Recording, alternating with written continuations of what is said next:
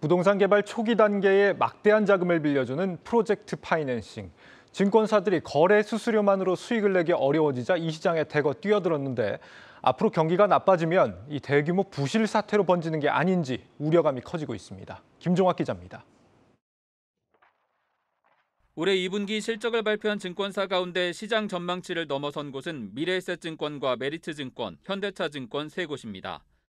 다른 증권사와 마찬가지로 거래 수수료 감소와 채권 운용 손실은 피하지 못했지만 부동산 PF 등 기업금융에서 수익을 늘려 전망치를 뛰어넘었습니다. 국내 증권사 가운데 부동산 PF 규모가 가장 큰 메리츠증권은 부동산 자산을 재조정하고 인력을 줄여 영업이익 1,988억 원의 분기 최대 실적을 냈습니다. 현대차증권은 1분기에 이어 물류센터를 3,100억 원 규모의 추가 매각하는 등 대체 투자를 늘려 분기 최대 기록을 썼습니다. 불필요한 비용을 줄이는 동시에 금리 인상에 대비한 추가적인 리스크 관리로 실적을 방어한 겁니다. 문제는 연이은 금리 인상으로 증권사들이 직접 투자하거나 자금을 빌려준 부동산 사업장의 위험도가 커지고 있다는 겁니다.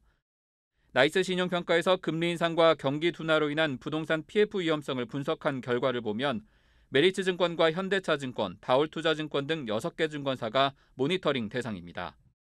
투자금 변제가 어려운 중후순위 비중이 75%로 지나치게 높거나 사업 초기 대출이 과다해 부동산 경기가 하강하는 국면에서 중소형사부터 부실에 노출될 수 있다는 게 전문가들의 진단입니다. BNK투자증권과 이베스트투자증권 등은 토지 매입과 인허가 등 위험 부담이 큰 부동산 PF 비중이 평균 35%로 대형 증권사의 2배 수준의 위험도를 안고 있는 것으로 나타났습니다. 부동산에 대한 익스포저가 좀 큰 증권사들을 저희가 좀 해서 모니터링을 좀 강화하겠다라고 시장에다가 알리는 거거든요. 선순위에 비해서는 중후순위가 당연히 부동산 경기가 안 좋았을 때 익스포저가 위험해질 수 있어서 부동산 경기가 좀 저하됐을 때 관련된 부담이 좀 커질 수 있어서 저희가 보겠다라는 거고요. 2010년 저축은행 부실 사태가 재현될 수 있다는 우려로 금융당국까지 나서 부동산 PF 위험 관리를 압박하자 증권사들의 전략도 바뀌기 시작했습니다. 메리츠증권은 채무보증 금액을 4조 7천억 원으로 자기 자본 이하로 낮췄고 현대차증권과 다올투자증권은 부동산 PF 사업장을 전수조사해 우발 채무를 줄여나가기로 했습니다.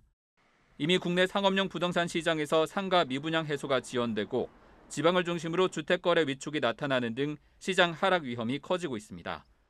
증시 부진의 사업 다각화에 나섰던 증권사들이 부동산 PF 관련 위험을 얼마나 관리하느냐에 따라 하반기 실적과 주가 흐름도 판가름 날 전망입니다. 한국경제TV 김종학입니다.